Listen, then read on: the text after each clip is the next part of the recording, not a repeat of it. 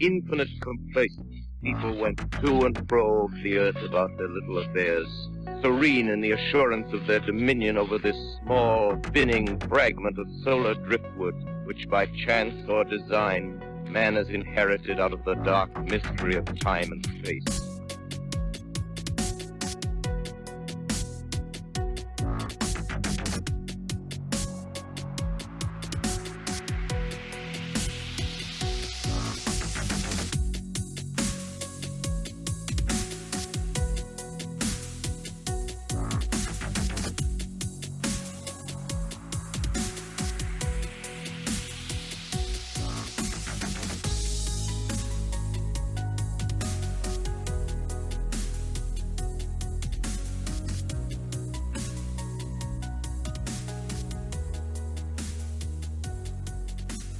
Well, Stacy Brown Jr., welcome to the show. Long overdue, man. So thank you. So we are here to discuss both Bigfoot and the paranormal. Now, for the most part, we are going to cover your newly released film, The Skunk Ape Experiments. Now, this is part one, and I did get an advance screener for the entire thing. Thank you for that. And of course, at the end, I'm like, wait, what happened to RPG? Whoa, I need this information now. But, part two, and from what I heard, part 3 will be coming out. So now it's heavy on Bigfoot, obviously, thus the name, Skunk Ape, but includes other things. And I don't know how much you want to go into your background, but just really quick, a snapshot for people. If you don't know who Stacy Brown Jr. is, somehow he was on Bigfoot Bounty, Finding Bigfoot. He's part of, or I believe probably the founder of Outcast Paranormal, and the Brown thermal footage, very famous footage shot with his father, Stacy Brown Sr. And if anybody wants to look this up, it's from 2012, and I believe that Cliff Barrickman, he had gone out to the location in person, and correct me if I'm wrong, Stacy, but I think it was Bobo that he put in that spot, in that very same spot. He found it, and he got the camera where it needed to be to recreate that. And Cliff himself said that the figure is clearly much larger than the human who stood 5 feet 9 inches, and it's much bulkier in comparison. And we're not here to talk about that thermal footage, but I just want everybody to go check that out because it's extremely interesting and compelling footage. So anyway, long-winded, welcome to the show. Thank you for having me. I'm excited to be here. This is like the one podcast that has just escaped me. It was harder for me to get on Into the Fray than it was Coast to Coast. Well, that just makes me sound like an ass, doesn't it? No, that makes you sound busy. This is like an accomplishment for me.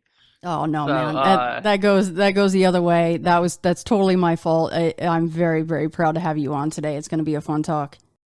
Yeah, for sure. Not throwing you under the bus. I went through a phase where I was like, I'm not doing no more of these podcasts. So I didn't do none for a while.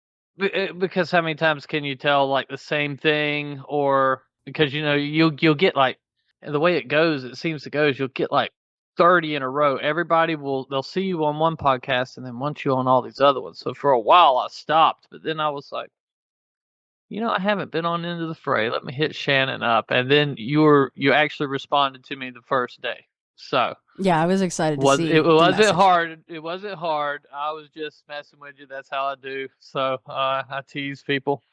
That's probably why I got no friends.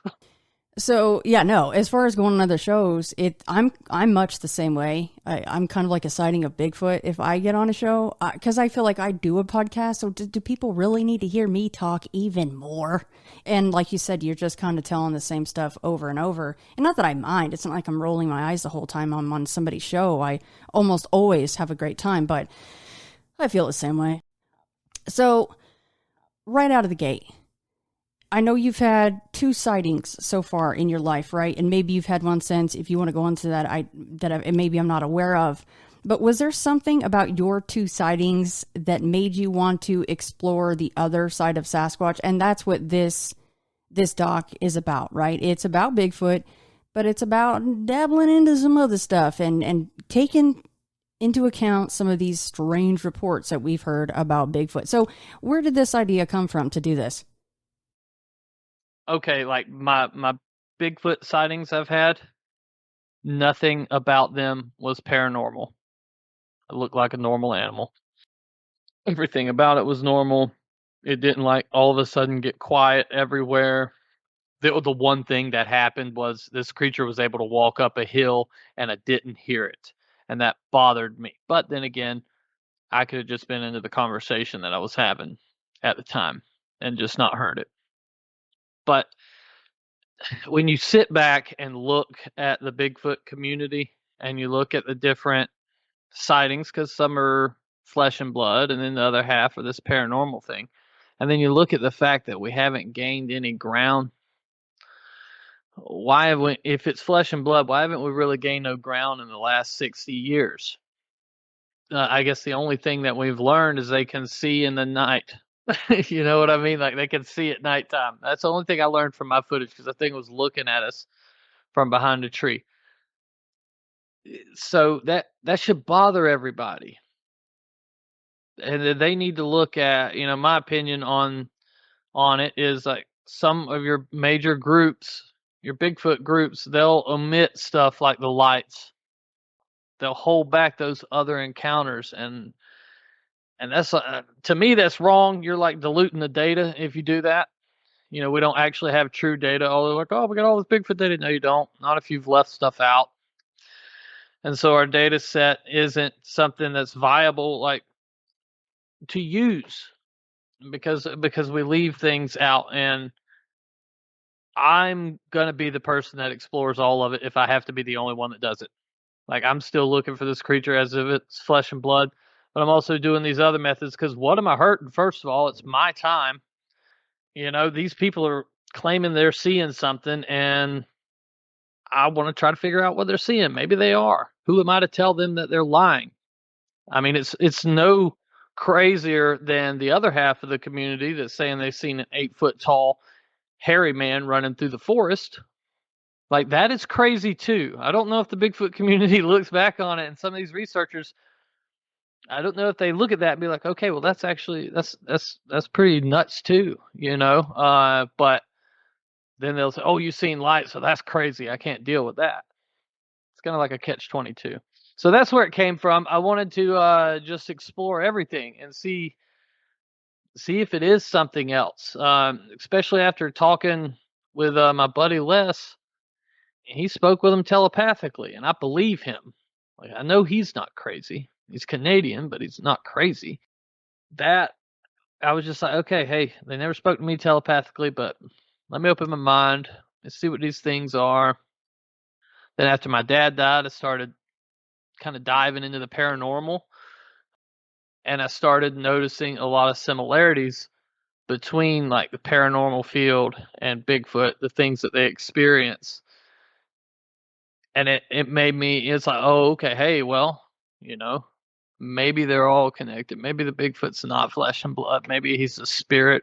Maybe these are spirits of some ancient species that we are seeing in the forest. I have no idea. But that's the underlying thing. Or I guess that's the main point of my research is I have no idea what these things are. I'm not claiming to know what they are. I'm trying everything. Well, yeah, and for you to say that Les Stroud was kind of the catalyst, I can understand that, because Les Stroud is not someone who needs more followers or downloads and all this other stuff. And in fact, for him to say, to even bring up this telepathic side of things would make him actually less popular to a lot of people, right? So he if that was the goal, to get more attention, you'd get more attention just probably staying in the flesh and blood camp. He got there being himself, right? Like, his whole thing about, that's what I admire about him, is like he did it his way the whole time. He was never in it like, hey, we're going to do this because, we got to meet some little PC checkbox or something like that. He went for it. And so he's not that person that's looking to revive himself. He's going to be himself, and if it's going to happen, it's going to happen. I mean, if I just met him like once or twice, I may not put all of it in there, but like, I know him quite well, and like, he's done some things. Like, okay, so I guess I'll tell the story. So we filmed The Pit, right? This movie I wrote, sent him the script. He did it. And then him and my dad became, they were having some good conversations, hanging out and stuff. My dad died the day after we filmed. We got done filming.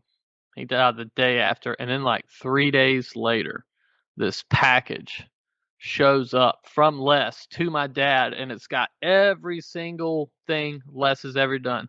CDs, books, DVDs, all of it. All the Survivor Man swag, and then like, a note to my dad. And I was like, you know what, it was heartbreaking to get, but it was like, damn, dude, you didn't have to do all that. And he didn't know that my dad had passed when he sent it, because he was like, you know what, I'm going to send you some stuff. Kept his word. My dad was excited about getting the things, and then they showed up and my dad passed away, so it sucked. But it got a lot of respect from me in that. You know what I mean? As a person, I guess. Maybe I'm rambling at this point. No, that's actually a really nice story. That was nice of Les to do, and I'm so sorry about your dad. That's a horrible thing to go through. No, nothing can prepare you for that. No, but out of all of it, it made, like I said, it made me respect him. So when he starts saying these things, like, hey, no, seriously, dude, they were in my head. They were talking to me in my head. It's like, okay, hey, this is the one concrete encounter that I got of otherworldly stuff. And so if he's right, then there has to be something to it. If I believe him, I have to at least start exploring these things that may have other abilities. Well, and in the UFO crowd, it would be like the CE5 folks, right? Going out and they're getting their energy up and they're smacking their arms and their legs, and they're pretty much calling to the UFOs, and they're claiming that it works, right? It's some kind of a subconscious thing and tied to consciousness. And that's a word that you see splayed across all of the subjects, actually, that people are like, you have to look more into this side of things. And I just don't understand why people don't, because like the movie's out, the report or the reviews are like hit or miss. If some of these blowhard, diehard Bigfooters, they're flesh and blood, and that's all it is, and everything else is silly. It's stupid. It's ridiculous. It's like, why can't you just open your mind to the possibility? Because you don't know. If you knew, this wouldn't be a thing. We go to the Jacksonville Zoo and look at Bigfoot. If you knew what they were. If we had a leg up, that's the thing. We have no leg up. We know they exist, or we believe they exist, I guess, and then that's it. Besides that, we don't know nothing about them. We're assuming they eat deer. You know what I mean? We're assuming they do these things. We have no clue. Who has actually viewed a Bigfoot and like got footage of it like Jane Goodall style and actually studied it? Nobody. We don't know. So I don't think it hurts anything, and I wish more people would do it. When you look into the other parts about it, with the UFOs and with the ghosts and stuff, there's a lot of Sasquatch similarities in all that. At least the behaviors, like the knocking, for instance. The knocking. That's something you do on a ghost investigation. You knock on the table and you get replies. We're just taking it to the forest and banging on trees. You know what I mean? And then like the red glowing eyes. That's like a thing that demons are all about. And I mean, I could go on, but there's a lot of similarities there.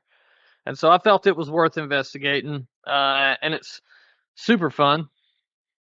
It's just because every time I seem to get an answer, I get more questions. So it's a rabbit hole, and I got into a different one.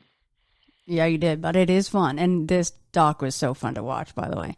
Okay, so I've had the same experience, granted only once, but I was up in Washington State, and I'm there for Bigfoot on an active property. It was the Brown property. And I'm not going to go through the whole thing again. People have heard me tell it so many times. But, you're out there for Bigfoot, and you see a damn light. And for me, I was like, is this really freaking happening right now? I was almost pissed. I was like, no, because I don't want them to be paranormal, because I feel like we won't really ever figure it out. I just, that's how I feel. So maybe therein lies the answer. There you go. Like you said in the very beginning, something else seems to be going on here. But yeah, I've been there where you're out for Bigfoot and Bigfoot doesn't show, but these other things do. Now, something that I brought up on my very last episode, it's not out yet, it's out for Patreons, but I just, because they have also seen lights, and they saw one just last year, spider crawling in daylight hours, which is incredible to me. But they've also seen lights in that area. And I just thought, if the lights and whatever else weird is going on out in the woods is also sentient, why couldn't they choose to mimic or choose to be like, hey, look at all the attention these hairy jobbers are getting over here. Like, we need to be over here with these fools knocking on the trees and doing the thing. I don't know if it goes that far where they could or would mimic Bigfoot activity, running or knocks or whistles, but it's not impossible. No, not if you're talking about this. Everything's possible, So that's another issue with it, is that, okay, let's say the Bigfoots and some of the paranormal Bigfoot activity are, two different things, but it's just one's copying the other. Like a demon. A demon will come to you as whatever it thought was going to let it in. So maybe that's a child in your house. This thing's coming to your other children so it can gain some attachment. But if this demon can figure out that you're out there looking for Bigfoots, why wouldn't he come to you as Bigfoot? It's a rabbit hole you could spend months on and still be lost. But like when Alex and Eli came out, we were hearing the knocks, and they were so shocked that I was in the woo camp, I guess. They kept asking me questions off camera about it, just having me explain things or how I viewed them.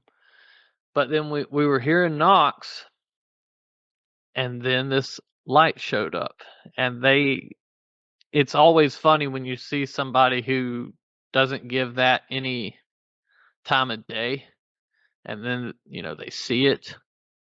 Like, it's the same thing when my dad got the footage. My dad believed in Bigfoot, but I don't think he believed in it like that. Because when he got the footage, it changed his world, and he's like trying to talk himself out of it, and all that. And they go through this whole like denial phase, because in the moment they're like, "Wow, that was amazing," blah blah, and then they start trying to rationalize it, and they struggle, and it's really amusing to me. I love that part of it. So yeah, Seth did the same thing, after his fairly recent sighting where he jumped off the moving Can-Am. He's like, I almost broke my damn leg, but he jumped off because he knows that was a Bigfoot. He finally saw one, but he was the same thing as your dad, just trying to talk himself out of it. So which Beyond the Trail, what's the title of your Beyond the Trail with Alex and Eli? I think it's Sunshine State Sasquatch. Okay, I'll make sure to look it up and link it. And sorry, I should have done that before I hopped on with you, but I'll make sure that's in the show notes for people to find. Okay, so let's talk about the doc a little bit. It takes place in several different locations. You go to the Aleister Crowley Museum, and you are in Myakka River State Park. Of course, in Florida. You're out of Florida. So, and I'm not going to give a whole bunch away about this doc, but, a few things that stand out to me is that you have almost like a Skinwalker Ranch type of a neighborhood. You have this neighborhood that's got all this super high EMF, so high that you can hear it on the audio, which I thought was really cool. And you have a gentleman that he feels that he has been cursed by sighting skunk apes in the area. Did you guys know about that aspect of it before you sat down to talk with him? Yeah, I actually known Roger since I went there for the first Myakka River State Park video that came out. I met him there.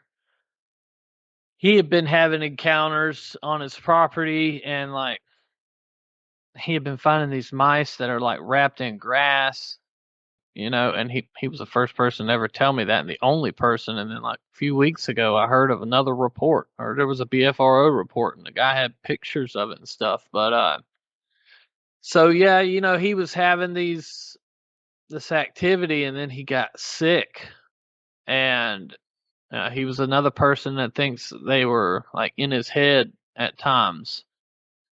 All the neighbors were having activity as well. They were all seeing these Bigfoots. And so I've investigated that place since 2013. And that neighborhood's next to a wildlife sanctuary, right? And one of the neighbors saw an 8-foot tall creature.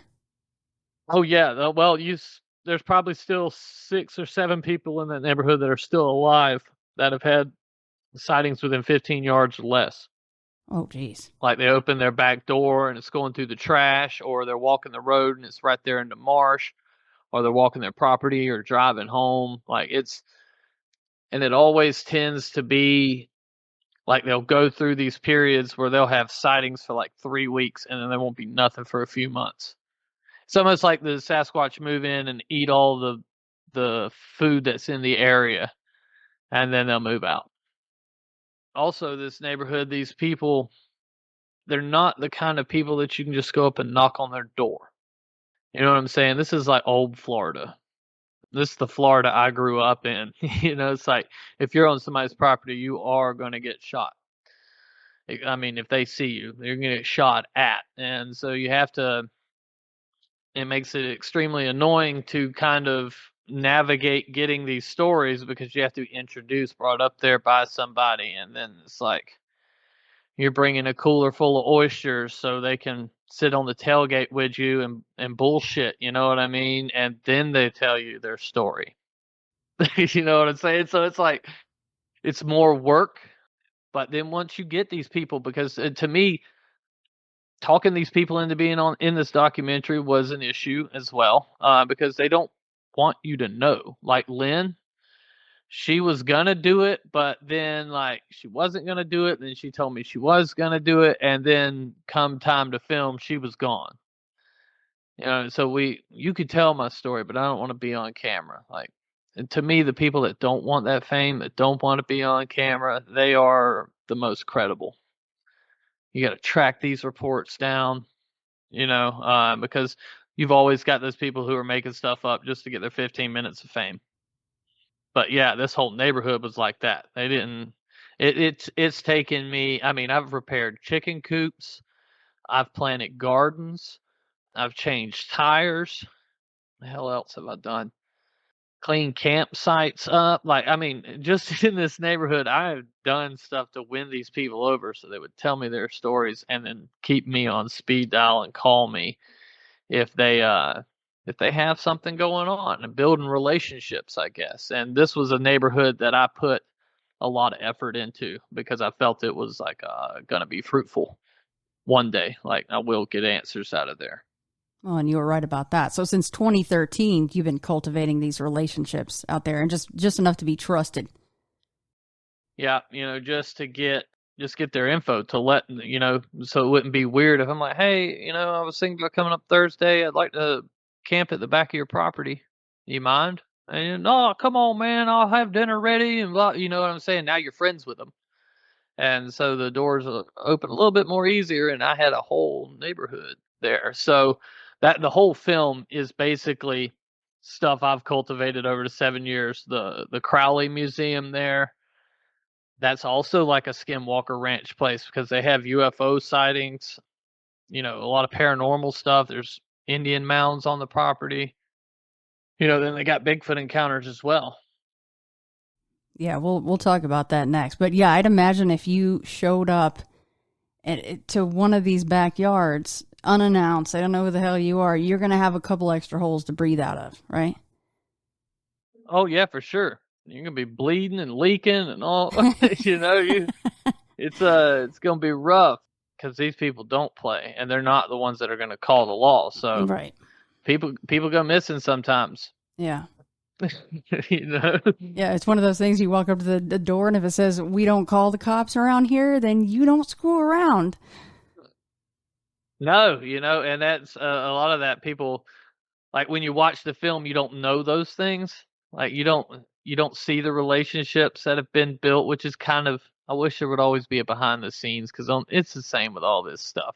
People have had to, how was it making the film, doing that kind of process. But it's very easy because especially like Roger took us over to the sanctuary. He's very protective of the sanctuary, so I had a lot of people that were in the area, right? I had a lot of film people there, and Roger didn't like that. Like one of our cameramen had to go take a leak, and Roger's like, "Don't go far. I need to see you." I was like, "Oh shit, okay." Yeah, and he wasn't messing around because he told you guys you're playing with fire. Like he wasn't exactly a huge stamp of approval as far as your safety goes, as far as what you guys were up to. No, because you see these things that he claims. I mean, it's skin cancer is what's done all that to him. But he believes, whether he's right or not, I don't know. But he believes that it was because of the Sasquatch. And if you haven't seen the film, when you see this man's face, it's so bad, it's hard to argue. Yeah. That's what you believe, dude? Yeah, all right, man. I got you. Yeah, it's actually pretty shocking when you see his face. On the onset at first, before you kind of get a little closer, I thought he had actually been in a fire. Yeah, and then you see that's just all from cancer. Jeez. All from skin cancer. And you wouldn't think. You wouldn't think. You see these people out at the beach looking like the damn hot dogs at the Circle K. They just like leathery. It's like, oh my God, yo, this stuff can get you. But he straight up believes, because I want to say he's seen him 7, 8 times there on his property, just sitting on his back porch. They walk up in the yard. And within 15 feet, I mean, you hear something going through the garbage. You're like goddamn raccoons again, blah, blah. You look out and you're like, well, that is the largest, most screwed up raccoon I've ever seen. I mean, to see them that close, that's got to be life-changing, even just once. Yeah, and he said he'll know if he hears something going on and the dogs ain't raising hell, that he knows it's them. So he's only seen them a handful of times, but he's at the same time experienced, he knows they're there, because the dogs are like, they'll get dead ass silent or whimper. Mm-hmm. They go hiding somewhere. They're just in their cage and they're all huddled up. So he's got signs like that, and then he gifts with them. He gives them like guts and stuff like that. Because they kill a lot of animals. His son, you see at the beginning of the film, we're like catching this hog and putting a collar on it and releasing it. His son is like a professional hog hunter, so they go through a lot of gut piles, I guess. You know what I mean? And he has a certain spot he always takes and puts them for the Sasquatch, and whether the Sasquatch are getting them or not, he does. He believes it, because like he'll find stuff there. They'll leave stuff back for him, and a feather can fall anywhere. You know what I mean? But at the same time, hey, you have to. This is what he believes is going on. Who am I? Who am I to tell him he's wrong? All right, so I lied. I said we were going to Crowley next, but let's do Mayaka before we get there, because Crowley will lead into another portion of a chat, I think, here. But something, you guys went out, basically a night investigation. There are several of you guys out there, and I just kept cracking up because RPG, Ryan Paul Golembeski from Finding Bigfoot, of course, he was just not having this, dude. He was not happy about this situation. And then you, at one point, are standing there and you're instructing them, hey, if a gator gets a hold of you, here's how you're going to take care of it, okay? And not die, basically. And RPG is just like, man, screw you guys. Screw this whole thing. I kept cracking up at that part. That was a quick aside I had to say. I love that portion. Yeah, he's a Yankee, and that's fine, but he's not from Florida. He's a transplant, and he's trying to become a Florida man. He didn't like that part of it, because like I didn't really tell him we were doing that it was going to be that big a deal. And of course, we had done walk down to the water, and there were like 17 big gators right there. He got really uncomfortable with that, and once I since there were blood in the water, like I said at the beginning of the show, I'm on tease. So, like I had the whole crew just on him constantly. Like somebody walk up and be like, they spotted a 20-foot king cobra out here 6 months ago. He's like, what? A king cobra? Yeah, dude. People let out all kinds of animals down here and then just walk off and leave him with that. It was like a mind game the whole time. We're just getting in his head because he's already a little nervous about it. He doesn't like being in the dark, and he doesn't like being in the dark by himself. While we were doing something serious, I wanted to showcase a little bit of comedy, a little bit of fun, because like it's a group of friends, so we're heckling each other, we're teasing each other, and it's pretty much nonstop. Like, if we didn't edit it the certain way to show serious side to it, it would look like an episode of Jackass. Well, right? Well, yeah, but that's why I love that some of that stuff got left in there, because that is what happens on these film shoots. I've been there. You're friends. This kind of shit goes down, and it's funny, and you have to keep it lighthearted at some points, right? You just have to, and it just bleeds in anyway.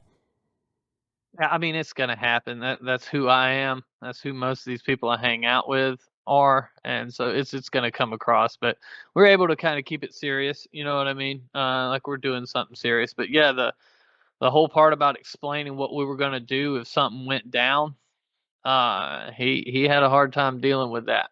He was like, "This is the dumbest thing I've ever done." I'm like, we're only in like 3 feet of water. So, like, you'll be fine. Just hit this one little tiny spot on his head here. You'll be in RPGs. Just, I was like, well, dude, we're in a line of people. We will all grab this gator. Yeah. Because that conversation was actually like 12 minutes long, and we sandwiched it down because he kept asking questions. What's going to happen? What if a gator grabs me and starts turning? It's like, well, somebody's going to hold it still, and I'm going to stab it. Yeah. And we'll get you to the hospital. You're like, no big deal. You're like, we will likely get to you in time. As long as nobody falls on the way to you, we'll get there, I think. Yeah. Well, at that point, if you get grabbed, then you really actually see who is about that life. Because the people are like, yeah, I'll help you out. Yeah, right. I bet half of them dudes that was with me would have bolted. You're like, I tripped on my shoelace, You're like, yeah, sure, dude. I was going to help you, but I had this camera in my hand, dude. There was really nothing I could do. I couldn't drop the camera. Damn, this thing, you just disappeared. I couldn't even I could hear you, but I couldn't see you for nothing. You were the gator that was rolling you into the water. Okay, so last thing I'll say about this segment is the fact that a lot of the guys got really turned around out there. Well, not a lot of them, but a few of them did. And that was something that just, it seems strange to them. And of course it comes across to the viewer, right? That this is something that should not have happened. Yeah. Okay. In all fairness, these guys have done this with me before. Most of the people that were there, we did this same thing in 2013 and we had an encounter. And that's basically why we went back to Mayaka. It's not really explained till the second film, but you see these people that are in the woods with me all the time get turned around. And now here's another thing. Like, they all had their GPS. We were all walking to a certain dot. And there was just like one area in there that they basically just all walked around. They should have walked right through it. They should have walked all through it, but they all walked around, and like RPG and Emmett are on the beach side. They go out and around. The other guys that were after them, the other like 5 or 6 guys, they only go in the woods a little ways and then all come out in the same spot, which is where I started. It was so strange. I was like, what is going on? Like, how did y'all all get turned around? This ain't, I mean, in all fairness, it was dark and it could have happened, I guess. But it was awful strange. I felt they knew how to do that better. If it would have been other people, if it would have been like a team of RPGs, I'd have been like, oh, of course, we all got turned around. This is the first time you've ever came to the woods. Right. But not these guys. I mean, the cameramen were always following somebody who is from Florida, who does this stuff with me all year long and has been for years. So what happened? And I think it really puzzled everybody. Well, and the GPS's whole reason for being just epically failed to everyone. That's very strange. Right. And there's not great service there, but my GPS worked. You know what I mean? It's like I didn't have a problem. Well, But somebody just likes you better, Stacy, you know? well, I just didn't understand it. Like it made no sense to me, especially like all these guys know when they walk in the woods to look where the moon is and look what time it is. So in case they get turned around, they at least come back out. Right. You know what I'm saying? And that was something we all talked about before they went in the woods, and they all got turned around. So it was strange. You know, it honestly felt like something was keeping us from going in that one section. You know, it looked like it because there's just it's just a section of those woods that we just kind of all circled and nobody went through it like they were because it was supposed to be like a search party. You know what I mean? It was supposed to be a line of people coming through the woods like a search party would. But those woods are also like super thick, you know, palmettos that are over your head and you can't hardly see. So I guess, but being fair about it, it would be easy to get turned around. But the one argument I have for that is just the guys that got turned around. It's not something that should have happened. I imagine you guys just send RPG random gifts of like a massive winking gator or something, right? Like, poor He guy. comes out. This dude, I'll give this one part away. This dude carries.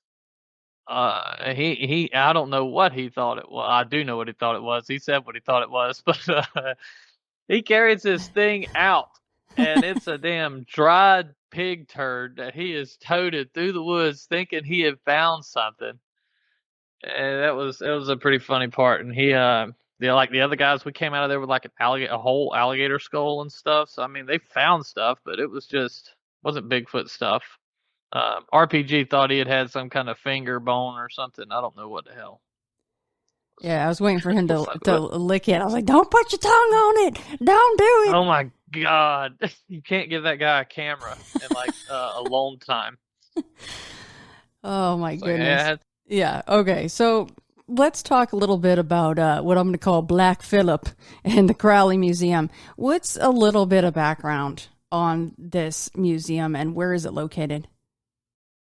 Okay, so this museum is actually only probably it's less than 10 miles from where we were at when we were doing the thing in the state park. So it's a little nature center, Crowley Museum and Nature Center. Okay, that's the name of the place. But it's like 90 acres protected land right off the Myakka River. There's Indian mounds there, like I said. They've got like an Indian village built in there. A lot of kids take like field trips to this place because there's these old Florida houses in there. Like people used to live in Florida. A whole bunch of animals, so they could come on a field trip or something like that, you know, and learn a lot and, you know, have some fun at the same time. But there has just been a number of Bigfoot sightings there over the years. I mean, it's right on the river right there that runs through the park, the river that we crossed. It's right off of that river, so it makes sense because the Skunk Ape reports, they're not far from the river. They're never that far really from the river. So we you know, another relationship there because they're a nonprofit. We've held events. It'd be like a Bigfoot trip. You know, people come out and have 20, 30 people at a time. One time we had like 120 people. But they'll come out there and they'll pay to camp and go Bigfooting or ghost hunting with us, and that money goes to the park in exchange for us to have access to that thing anytime we want to. So we'll do so many events to raise money for them so we can like come up there and go squatching, go ghost hunting, film a documentary. You know what I mean? It's just another one of those like relationship build things. But that's I didn't know at first. I just thought it was Bigfoot reports, but there's so much other stuff that goes on there. So it's made it one of the, I guess, cooler places to investigate in that area. So to you, then, it was kind of a no-brainer to utilize this location for, kind of this next iteration of experiments for this doc. Yeah, I'd taken Finding Bigfoot there one time, and we had knocks there, and usually at Crowley, it's good for at least some knocks and a few lights, right? Like you can see lights there. It's not a real like issue. It's like, oh, I hope we see the lights. It's like, you got to pay attention. They're going to be around, So I was like, because you want stuff to happen when you're filming. You want to give yourself the best opportunity to have some of this stuff that you've seen, that you've claimed has happened. You want to, give yourself the best opportunity to document some of that. So it really was a no-brainer. Yeah, and you guys, it was actually really impressive to me because you just keep adding to the list of things that you're going to try there. And really, why not? Right? Like, you're in the Crowley Museum and you guys have all these not only do you have the electronic devices there, you have a psychic, there's, she's using dowsing rods. You guys you start to employ a chant, which we'll probably get into a little bit more, and you also have a doctor on site. And I don't know how much you want to get into that or just leave that whole thing for the most part for folks to watch, and I kind of do. But I'm just wondering if RPG drew the short straw on the mirror gazing part.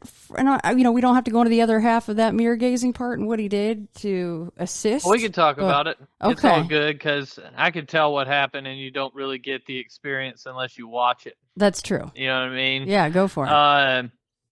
So we felt we needed to get as much energy. If we were going to try a spiritual Sasquatch type thing, we needed to go to a place that was like that, and we needed to create as much energy as we could. So we have a psychic there.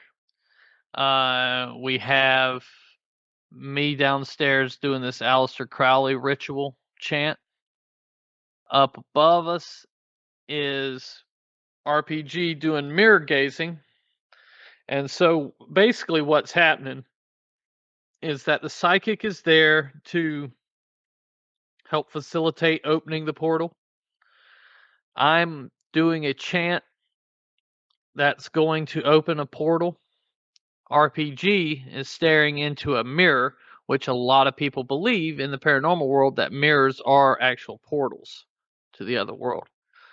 And on top of that, we gave him mushrooms to stare into the mirror, so maybe that would help him, get us a message from the other side.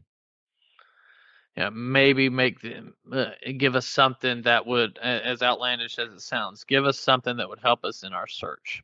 So called on a Greek deity, did that, and then on top of that, we had another device that a guy named Patrick Jackson in England he built, and he believes Bigfoots and like ghost sightings and all this are caused from artificial intelligence. He said we have these Foo Fighters that are all over the place, and they're extracting DNA, and then they're transmitting it back. And so if you get close to one and they're transmitting, they will put off a projection that scares you away, whether that be a Bigfoot or a ghost or whatever, But his device would raise the energy in the air, bring these Foo Fighters. We could then see the Foo Fighters. So basically his device is going to call in orbs, right? What he's claiming. So we figured we would try everything, in hopes to have some activity. So the reason I brought up Black Phillip, of course, was because livestock actually starts to act very strangely when all this is going down. Oh yeah, the goats, they get out of their pen and they come and sit in. They're trying to get in the house, right? But we won't let them in the house. So then they come up and they just sit right up under us. And like, we had to call the owner or we had to call Dixie, the lady that runs the place, because the cattle broke out and were circling the house. And I'm talking about a lot of cattle, and they're running really fast, and they're just doing circles around the house. And it's like, oh my God, what is going on? And well, I guess that's what was going on. Like I said, the whole evening was weird. What you see in the first part of the film is basically us setting up and us starting it. In the second part of the film, you get to see the conclusion, and it is like, it goes nuts. It's really like the whole Crowley stuff could have just been a film by itself. Yeah. Yeah, no, it gets intense. Yeah, and then it ends, and I'm just like, no, where's the rest of it? That's good, though. That's what you want, right? That's what you want the viewer to do. So what did the owner say about the cattle circling the house like that? Had they ever done anything like this? She said that was never happened. She had to get the hand out there, like the ranch hand, and he had to catch all these cattle. And it's pretty dangerous. These are big cows, and they're running. They're not just walking around the house. They're actually running. They had to get them out, and she was like, this is the weirdest thing I've ever seen. And since then, she's been like ghost hunting with me, and we've actually seen some we've actually had some stuff fly across the house while we were in it, since then. So we had to, because she had her kids with her, and like these things start flying across the room, and they're hitting the wall and stuff. It's like, hey, we got to get your kids out here. I don't want nobody to get hurt. These are like human shaped deals, or? I've never seen nothing. I haven't. I've seen lights, but I've never seen nothing like a shadow or anything. But other people talk about apparitions that are just plain as day, But another thing is, and we'll show some of that in the second film, is like while we were there, my buddy takes a picture of the house, and in one of the windows is a face that looks eerily similar to his mother, who's been dead for years. But I don't know, it's like, it's not one of these pareidolia faces. It's almost like somebody put a picture of somebody up there in the window. Like, you actually see the face. So there's a lot of that goes on. The people that work the place have talked about seeing either Native Americans walking around the place, or the people that used to live in the house walking up and down the steps and stuff like that. But myself, I've never seen anything. Was the entire team on board for each of these tactics that you guys were employing? Oh, not at all.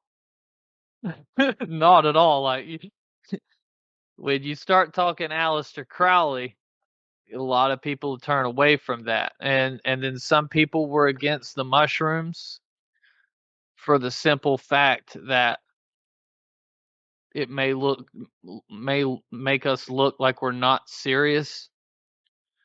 You know what I mean? I went with the whole aspect of, well, we are serious. That's why we're taking the shit. We're trying to see if we can have a heightened experience. We're not out here just looking to rave or anything like that. I wish the whole team would have been on board. It probably would have been better, but it's always good when you don't have people that are on board with it, because they'll tell you what they think, and that's why the doctor was there. That's why the doctor got there, because that doctor's also into all this stuff. He knows a lot about psychedelics, but he also knows a lot about the afterlife and stuff like that. And he's an actual PhD, so medical doctor. And so we felt it, in case something happened to somebody, we'd have somebody on set, and then we can also get his opinions on things, because when he gives his opinion on what we're doing, he makes it sound really like, you guys shouldn't do this at all. Like, stop. Yeah, he definitely was not feeling that. And he let you know very plainly that that's how he felt. There was a line, and I don't know if it's anything you even want to get into, or if it means anything. Maybe we already covered it, but I heard the line, maybe Falconer was right. What did that mean? Falconer stated that he didn't believe anything was in the park anymore. Right? Because all these things, with the way we did the edit, because basically the film is you're flipping through a graphic novel. You're getting to see a comic book come to life. It was kind of a, I guess it was like for our creep show. We love creep show growing up. So like, hey, and nobody really does that. Let's just, kind of like a tribute to creep show. Like the next film would be something completely different, or the next series. Like this is a 3-part series, so it's all gonna be comic book. But anyways, so the stories bounce around. Like you're flipping through the pages in a comic book. Comic book will stay with a certain segment for a little bit, switch to the next one, and so some of the stuff, nothing's linear. Like because this was over a week's worth of time, and you're seeing stuff we did one night versus stuff we did another night, then stuff we did another night. You know what I mean? It's not like we drove up and this just went linear. Here's what we did at 2:00. It's what we did at 5:00. And we did that to kind of keep the action up, because attention spans are waning in this day and age with TikTok and whatnot. So right when you get to the point where you're really getting into it, we switch and go to another segment. And Falconer tells us when we interview him, he goes, I don't believe they're in the park anymore. I was like, we're going to try it anyways. You know what I mean? So that's why you'll hear maybe Falconer was right. Maybe they are north of here, which would put them right around Crowley. So that was that's what that was about. I know. So obviously there's wildlife sanctuaries in this very area. It is in and of itself one, but what about the land around it? Is there a lot of hunting going around the land there? No. The hunting parks are kind of above where the Myakka River starts. Now, of course, you can hunt private land all you want to. So you do have some of that, but you don't have like a public hunting spot where you get all this traffic and all these people are hunting or running dogs or something like that. But a lot of these places in Myakka are like 5,000 plus ranches. You know what I mean? So the game never really gets any pressure from humans as opposed like where a national forest would like during hunting season. So that kind of helps out. You're able to surprise some things at times. But everything's just like huge tracks. And once again, you don't get on this property unless you know somebody. So that kind of really stops a whole lot of people from being in and around the woods there. Hey, at least you weren't giving RPG bath salts and he was trying to eat your faces off or something, Yeah, right. Can always get worse. Saying he was the perfect person for the mushrooms because we all had to stay focused. Like you couldn't have two people on mushrooms, right? Because like RPG was in the yard playing ghost piano for a minute. Like his arms are going, and I'm like, what in the world? We're just standing there watching him. Yeah. I was like, I guess it's kicking in. It's about time to start. Yeah. You're like, time to go downstairs, start reading. Yeah, it gets intense, man. No, but speaking of creep show, the raft episode, I think might be one of my favorite ones of all time. I mean, I prefer the written version. Of course, it's Stephen King, but I love creep show so much, and it definitely had that vibe. Yeah, I like the old one better than I like the new one, but I like the new creep show too. It's like, okay, so I've been on this Thundercats kick lately, and I was watching the new Thundercats that I hadn't seen. It was like 2012. It's like, I don't really like this like I like the original, but it's still good. It's still Thundercats, so that's what I like. It's still creep show, and we wanted to like pay homage to it, and really kind of, because most of the stuff through that show is like we're taken from shows that we like the main idea behind the edit is 90 Day Fiance. And I don't know if you've ever seen 90 Day Fiance, but if you haven't, don't. Because you'll be glued to the couch and they'll play like 10 episodes, and before you know it, it's 3:00 in the morning. It's like, oh my God, what am I doing? Watching these train wrecks. But the way they edited that, that's we kind of took from that because it's very addicting to watch. That's funny. Howard Stern talks all the time about that. He'll watch The Bachelor. He loves 90 Day Fiance. He's like, I'm like a damn chick. I love these chick shows. But he says the same thing. He's like, you go down this just binge and all of a sudden a whole freaking day is gone. But yeah, no, it's a bummer because this was years ago. I don't know what happened to it, but I still had like my original, the green cat, the massive green cat with the saddle on it. I had all that. I'm like, man, if I still had that, that would be incredible. Yeah, it might be worth some money. Yeah. Or at least just to put on your desk, Oh, I would definitely nerd out and just have it in the background whenever I do my live streams with patrons. I'd be like, yeah, I still got my Thundercats. That's what's up.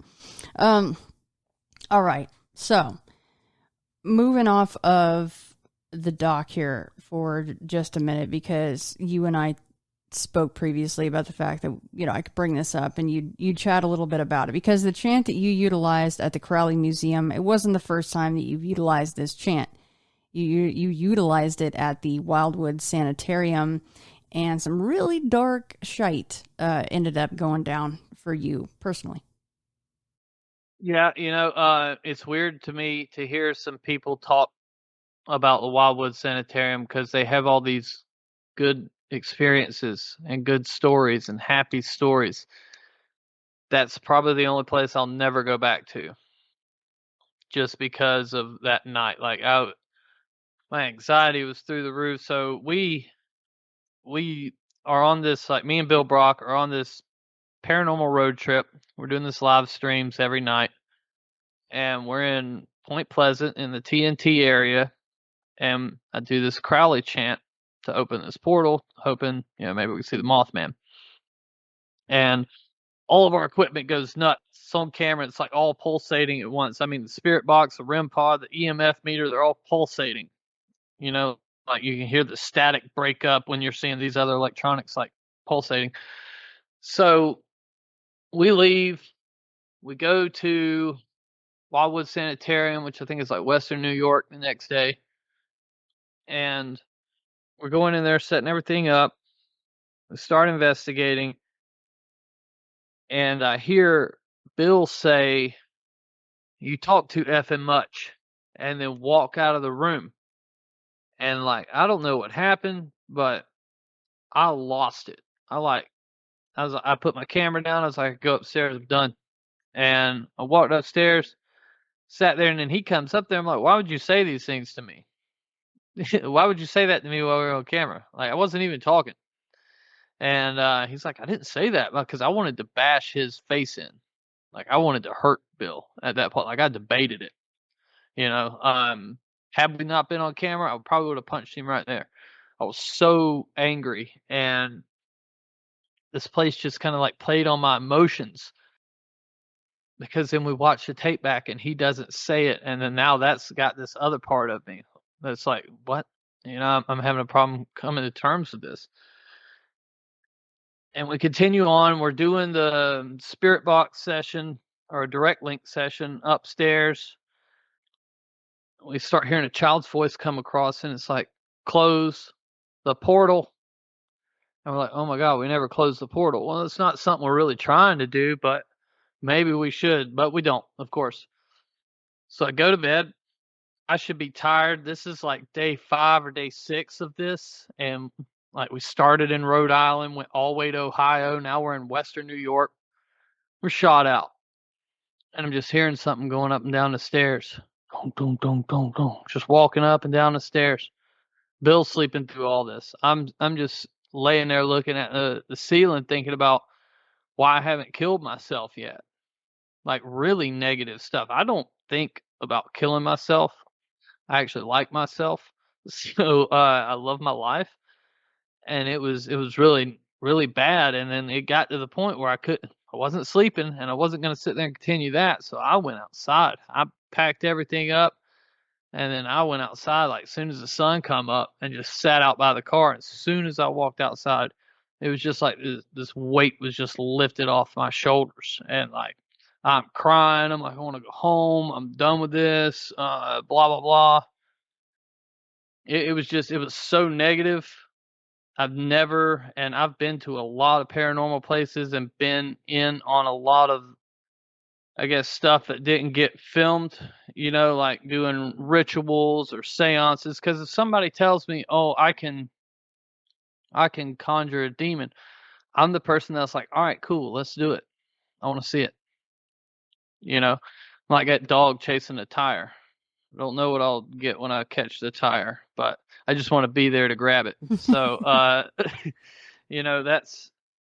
never had no negative experience like that. And when that happened, I was done. Like I said, I don't know if I'll ever go back to that place, but it's weird because like even the owners were like, "Well, what in the world happened to you?" And it shook me. It really, really shook me to the point I didn't want no more of it. I was tapping out, ready to get out of there. You have any conjecture on why it affected you in that way? I don't know. I mean, I really don't.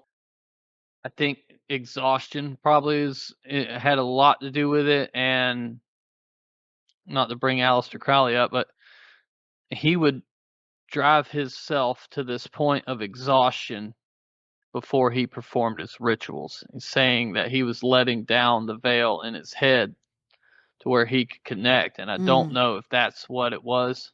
I didn't find that out till after the fact. I think the exhaustion level really had a lot to do with just making myself susceptible to these things. So basically like a perfect storm. Yeah. And because I've always wanted something like that to happen, just so you could know. And it's just like your mind's playing against you, and when it happens, you're not ready for it, and I don't want to do it again, because that seriously, like, I never thought about killing myself before, and I haven't since. I hadn't before that, and I hadn't since. And like, I'm like, you could be home with your kids, you're up here playing games, you're trying to be a child, blah blah blah. Like, I'm saying all this negative stuff about myself. I'm like, oh my God. Because then there's this side of you that's just like, get up and get out of the house. Get up and get out of the house. But you don't want to do it. And I don't know how to explain that to people. I guess it's almost like quitting cigarettes. So like something was wanting, like it wanted to keep you there, so to keep propagating these negative thoughts? Yeah. And that's not the first time I've experienced like not wanting to leave a place and trying to look for an excuse to stay longer. But it was really strong at that place.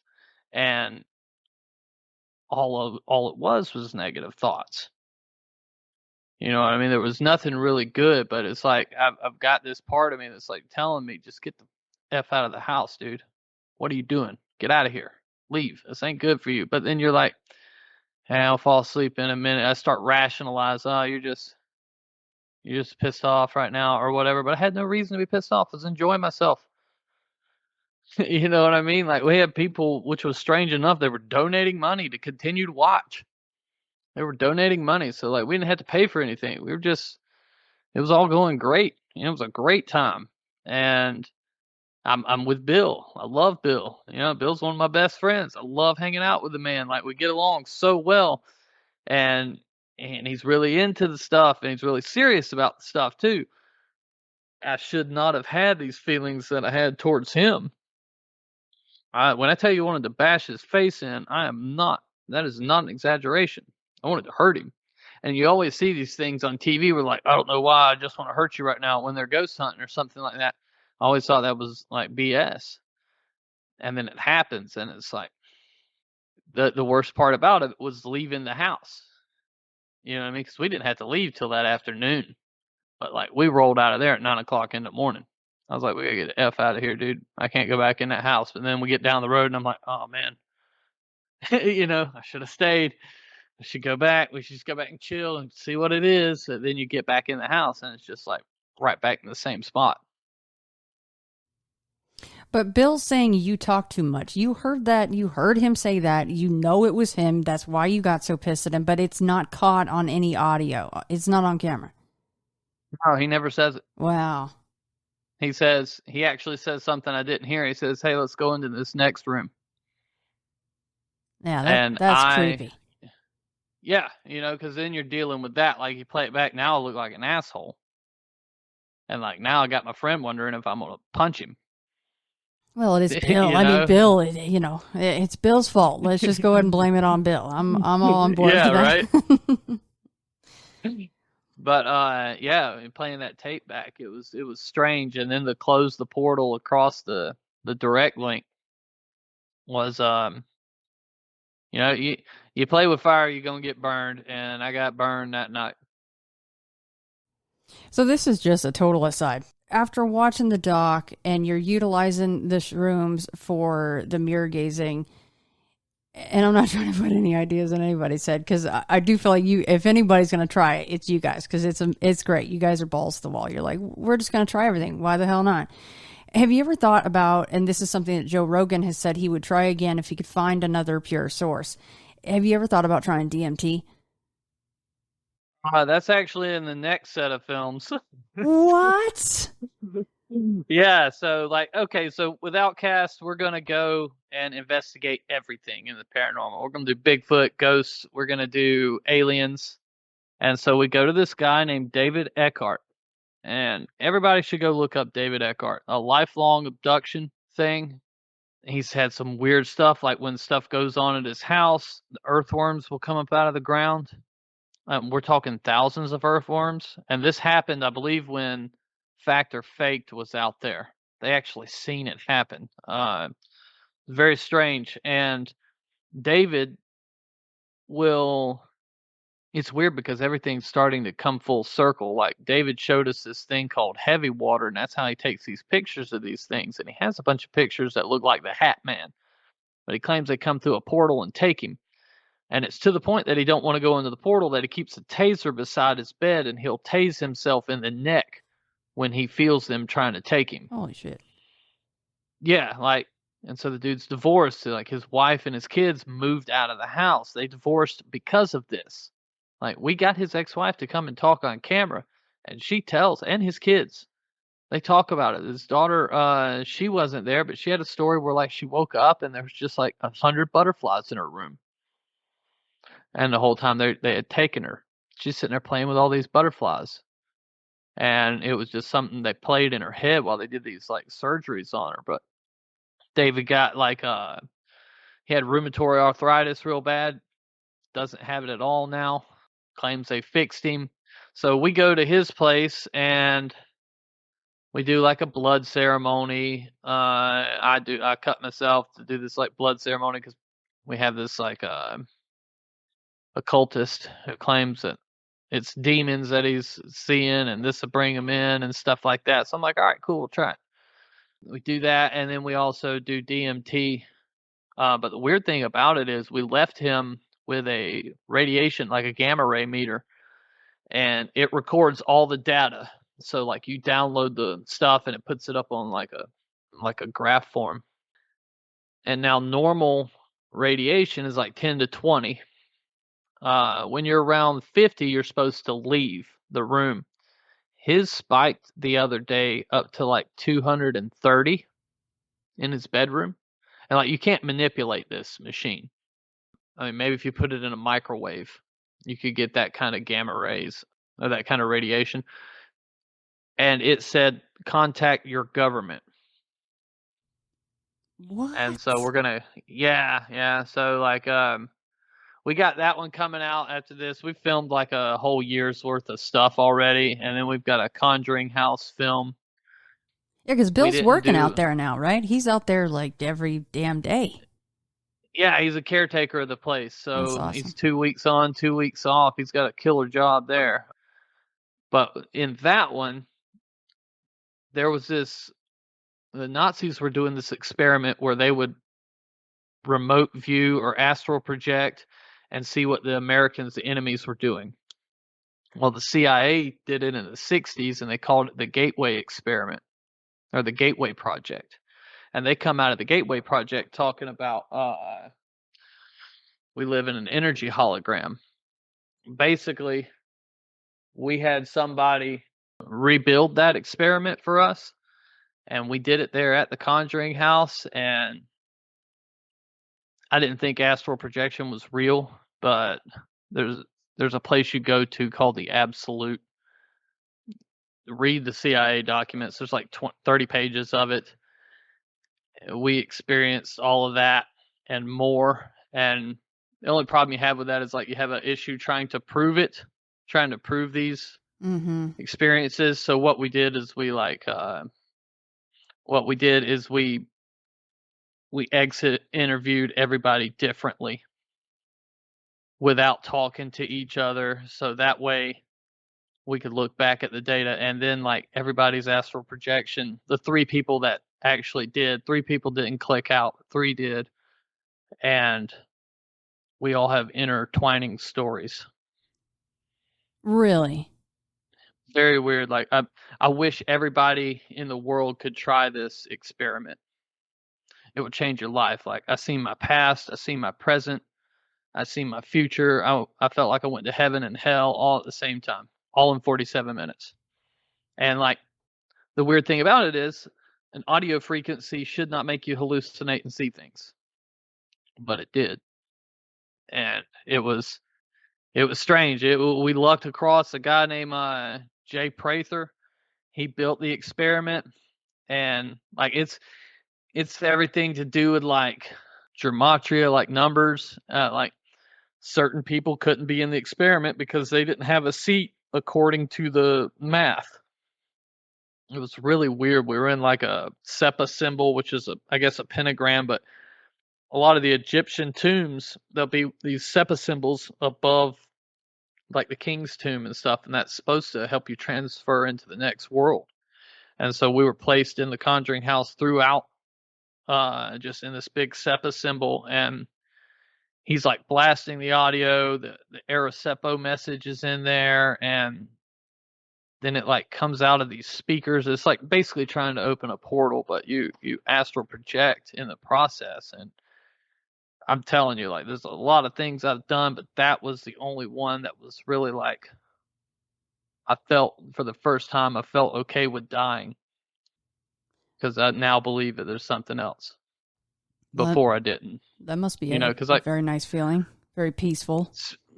It is. Like Spirit Box and all these ghost tools, at the end of the day, they're just toys. We don't actually know that this meter going off means that there's ghosts in the area. I actually seen what my girlfriend and my children were doing, and then my children in Florida they were texting me while I was doing it, seeing like a fog throughout the house, and I'm like seeing my children in my house. I on camera hit my girlfriend up. I'm like, "Are you sitting in my spot on the couch eating something out of a can?" And she was. She said I knew exactly what she was wearing. She's sitting there eating pineapples out of a can. Holy crap, dude. That's amazing. It was strange, but, trying to show that, document that on camera, because you're always going to have haters, I guess. So We're just going to have to do it anyways. It's like the mirror gazing experiment RPG did. You're having to trust him that that's what he actually saw, because you can't see it. You're not on the mushroom staring in the mirror, and he can't take a picture while he's doing all that. So it's just, we're going to prove it to ourselves, and we're going to figure out ways to prove it to everybody else. And that was another thing about you'll see a warning at the end of our film. It tells you, hey, this is been known to open a portal, turn this off now, or stuff can happen in your house. We're actually getting reports from people. People are sending us videos. Got about 5 of them. They've watched this thing in their house, and then stuff starts happening. So that's the last experiment. It's really not talked about. It says if you're going to say you're part of the experiment, but we figured, hey, if we can get a few million people across the country to play in this chant, maybe we can thin the veil across the country and start having these times like the 80s in the Bridgewater Triangle, where people are seeing pterodactyls and stuff like that, I actually I played that twice, just full blast through the house, because I am like bear spray to the paranormal. I've been to Fox Hollow Farm. I slept in the damn basement. I've been a lot of places, but not that I'm expecting everything to happen every time I go to a location. That's not how this works. But I really am like the bear spray to the paranormal. So I'm trying this, and I'm like, oh, come on now, like, let's go, Stacy, bring it in. But nothing happened. But maybe next time, because you just never know. Maybe just like your time at Wildwood, it was just the perfect storm, and it's got to be the right time. Now, do you do anything to counteract something following you home when you go through these things? I don't. I mean, people have told me how to do things, like cleanse myself. I'm not really big on it. I mean, if like when we were at David Eckhart's, Kim was like, "Hey, I want to do a protection spell, an old Muskogee Indian protection spell for you guys." I was like, "All right, whatever." But if I can get something to come to my house and I can clearly make the I guess the decision that it is something in my house, come to that conclusion, to me that's proof. And it's proof to me, and I've only been trying to prove it to myself because I want to know. That's my question. I want to know more about this reality, and my problem with it is we only perceive 3% of this reality, so there's 97% of cool stuff going on that we can't experience. So I want to experience it, and I want to know that there's something else to this life. Like, if I had some doctors that were like, "Hey, let's do this flatliners experiment. We'll kill you off for 5 minutes and bring you back." If they guarantee they bring me back, I'm down. Let's see. Tell me that's not part 4. That would be a little stressful to watch, okay? Yeah, I think we'd all go to jail if we did that, but it has been talked about. So. I mean, you're bringing the movie Flatliners to life. Let's calm this down now. Yeah, there's actually been discussions about that, but it won't be a thing. It's illegal apparently. Only if somebody finds out about it, right? Only if it's on film. Yeah, only if somebody dies. Oh well, there's another hole to dig. No, I'm just kidding. Yeah, right. That was, you just brought something up, and as far as the 3%, and it's something that I've brought up in relation to Bigfoot, and we as human beings, and I'm not trying to anthropomorphize, I can never say that name, Bigfoot. I'm saying this in relation to just a brain. We use X amount part of our brain. What if Bigfoot what if they can use 50% of their brain or 60%? What could we do if we could use that much of our brains? What would we be able to accomplish? Maybe we could talk telepathically, I think the proof, the ways to do these things are in the ancient civilizations, like the Native Americans, the Sumerians, the Egyptians. They were all in tune to all this stuff. We seem to be the only. Well, I can't say that because I don't think the Romans were exactly open to this stuff either. But we seem to be one of the only huge civilizations that this has always been a taboo. How much better off would we be if it was never brought to us like this needed to be taboo? Because like magic back in the day, the Egyptians and all that, they did all that stuff. They were constantly doing that, and it wasn't thought of like a pseudoscience. It was considered, if that's what you wanted, you did these things, and maybe there's something to them. Why not see if they're right, but I think we'd be in a better place if maybe we did some of these things. But we live a very different life, and it's like people, like prayers, like they get a prayer chain going. That's magic. Like you're focusing your intention on one thing.